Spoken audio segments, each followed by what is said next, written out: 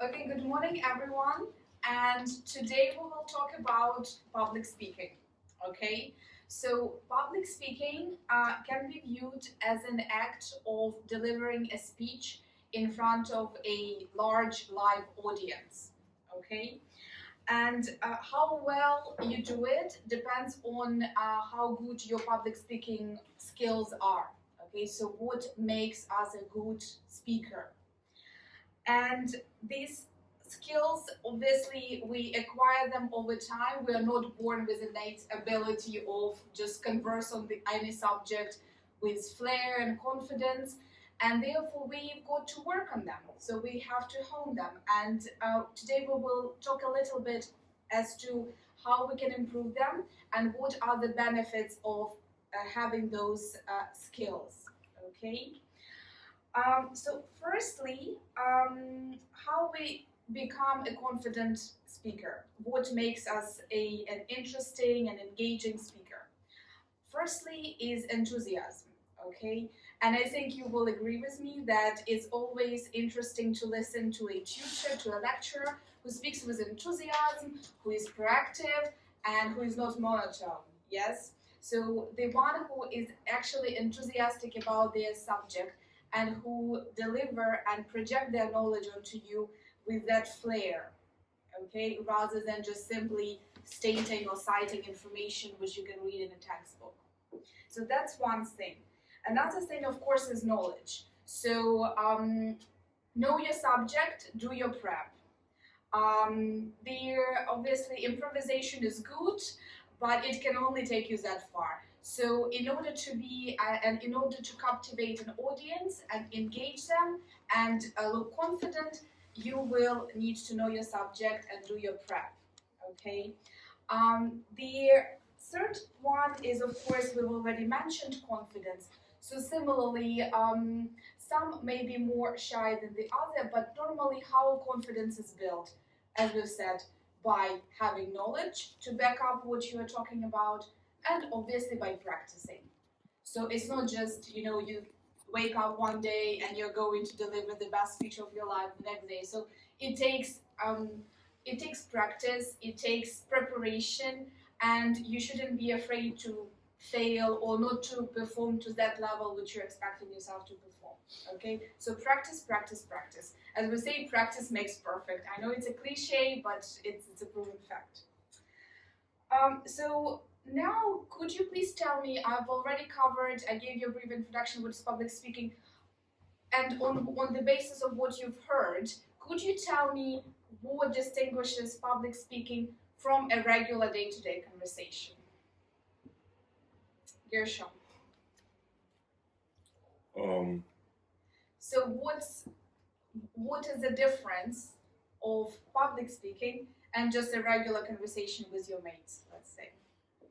Public speaking, you need to have the ability to captivate your audience because they won't be interacting with you.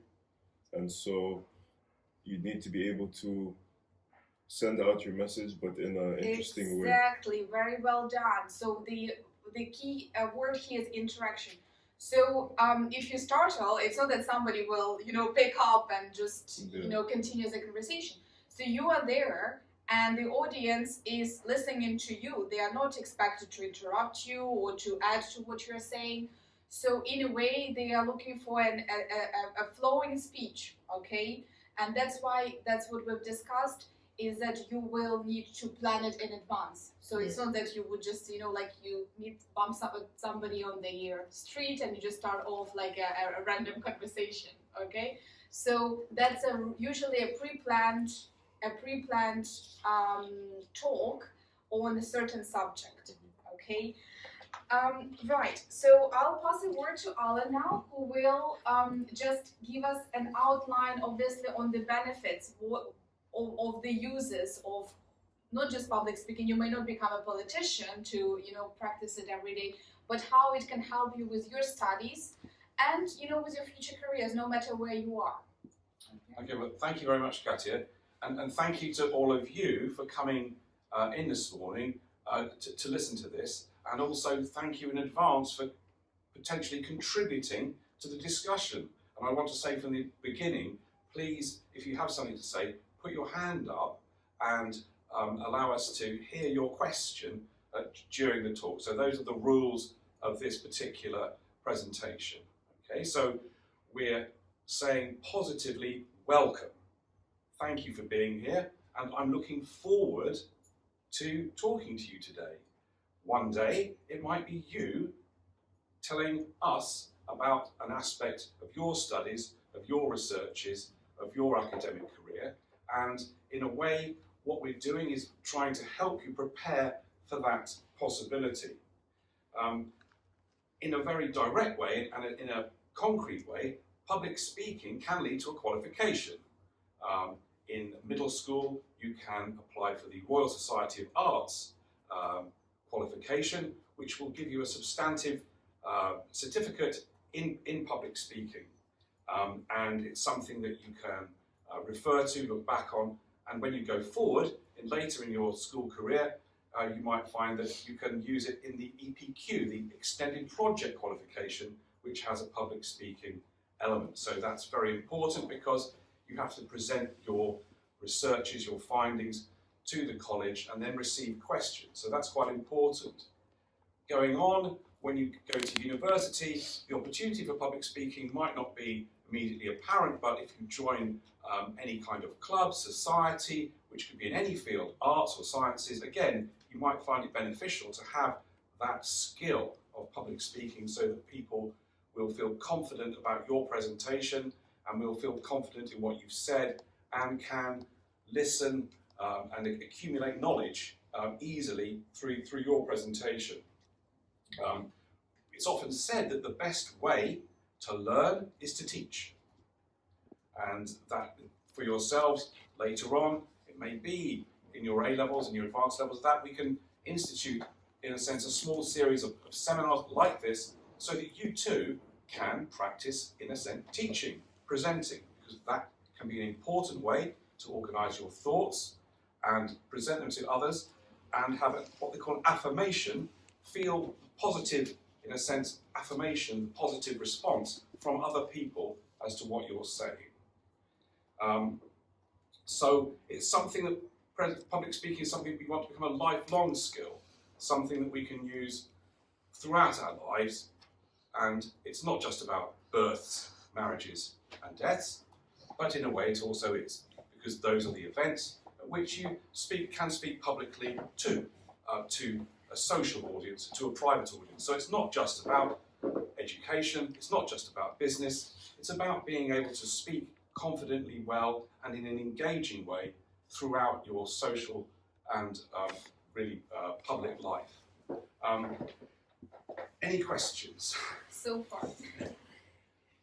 Any questions? Has anyone practiced public speaking? Effie? I did. In my last school, it was a compulsory subject for all the students. Great. So actually, public speaking, it's kind of like used also as like a manipulating technique for people. Like it can be in the business, like politicians, but also the most like easiest example, if you are talking with someone and you just like meet up I don't know, you just maybe meet them like yesterday, and it's kind of a way to prove yourself how self-confident you are. Absolutely. And like what type of personality do you have.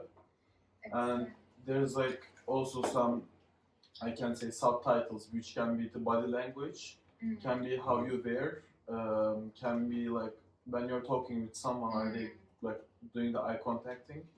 Exactly, yes. So not doing those things which may distract your audience. Yes, so some of the subconscious things which we can be like fiddling with, I don't know, our notes or something else, which you will then, as you progress and as you hone your public speaking skills, you then become more aware of it, what may distract you from the proper delivery of your speech. Good. So you had practice of this, Yes. and it was part of your curriculum at your Yes, previous. it was compulsory for all the students, but of course the age, there was age difference, so it was, the levels was different to the age difference. Very good. So you had exposure to it. Anyone else? Anyone else? You've probably delivered some presentations at some point in You your mean life. like at your old school? Or like here? In your part, Oh, in your past sort of academic. Because here, yeah. Yes. So similarly, you can view presentations as a part of the public speaking. So you are delivering, and again, you are a speaker. You are expected to present the subject. So this is another thing. It may not have been in front of a large audience, but it was in front of some audience. Okay, and you had to effectively deliver your subject, and obviously convey what you are trying to say and convey your knowledge onto the audience. Okay, so you've had some exposure to it, and throughout your time here and various debate workshops, as you've had experience of those as well, we will be improving your public speaking skills. So I'd like to again thank everybody for coming in today, and for those people who've contributed. And I would like to say we'd like to follow this up later with a further set of presentations, not just about public speaking, but about those issues and research opportunities that may involve you all in the future. I'm Harry. I study computer science and economics here, and later on in life I'd like to go into a career in politics regarding computer policy and national security. And today I'll be sort of giving my arguments why I believe the voting age should be decreased to 16. The first point I'd like to make are one of social factors. A lot of things 16-year-olds can do in this country. Due to UK law, we regard 16-year-olds as sort of an in-between, as a sort of child and adult. You know, they're allowed to join the army, get married, etc. And by lowering the voting age, you would allow people to have more of a say in the society that they live in. And obviously those who are involved in the armed forces obviously are under the command of the government, and so it is only fair that obviously they should be able to have some say in who they're being controlled by. The government and adult life would have to be taught in schools if the voting age was low, because obviously you can't have 16-year-olds going around voting for who, you know, will give them the best free stuff. That's not how government works, so our education secretary would have to bear that in mind once it happened, and then increase some sort of compulsory education in regards to how you vote, who to vote for, how to sort of manipulate information and make sure form your own political views. This would sort of mature society and give people more sort of sophisticated, rounded outlook on the world that they live in. The next is politics. Governments affect long-term politics. You know, the decisions that a Prime Minister makes today will affect us 8 years from now. And if somebody is 16 or even 17 and they can't vote, even though they can't, you know, elect a person now, they will be still affected by the current government that they live under, despite the fact that they can't vote. So it's only fair that the government they should have to live under when they're older, they vote for, because they agree with the decisions. And equally, the government that they live under now, they should be able to vote for because, again, it will affect them later on in life. And young people will have a more moderate view. Young people tend to have a more of a left-wing view. They're more to be quite radical. They sort of less sort of educated. Voters of an olding age, sort of, you know, mid-60s, have seen lots of governments fail. They know what they want. They're very close-minded. By introducing a younger voting age, it'd allow people to have more better political debates. You know, you'd have a increased population to vote for a more left-wing government as opposed to a right-wing government, so it would balance out the books and people would be able to engage in political discussion without one side dominating it just because they simply have more people to vote for them. The government would have to be held more accountable. If you increase the voting age, you increase how many people are going to vote for you, so the government would have to be more accountable and consider more views of more people. So if, I don't know, lots of 16-year-olds wanted to increase education spending and a government wanted to be elected, they'd have to take that into account and they'd have to say, actually, do you know what? If we want to get put into power, we're going to have to please this, you know, percentage of the population to try and get their vote. There'd be more people to question the government. As somebody who votes in a government, you'd have to hold them accountable, which is a key part of Western democracy, that's held, you know, around the world. The final point is one of economics. Young people, when they're 16, can get an apprenticeship. They can enter the workforce, etc.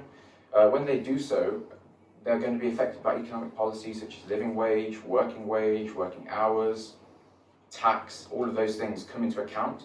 So given that they're abiding by these rules, they should have a say in who makes them. The next one is politics and politicians would have to understand the younger voters. At the moment, governments can completely neglect anybody under the age of 18 because they're significant. That means that the government can, the population that the government is trying to please is one of an older generation. That means that the government will be targeting more right-wing policies, which might not necessarily be bad, but it will be a very biased view. So this would basically force the government to have a more well-rounded point of view.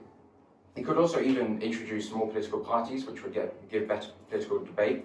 It would also give voters more choice, which would sort of make parties be much more competitive, increasing their sort of overall effectiveness as a government. And finally, it would potentially mean that governments have to start spending money on sectors that they might not want to.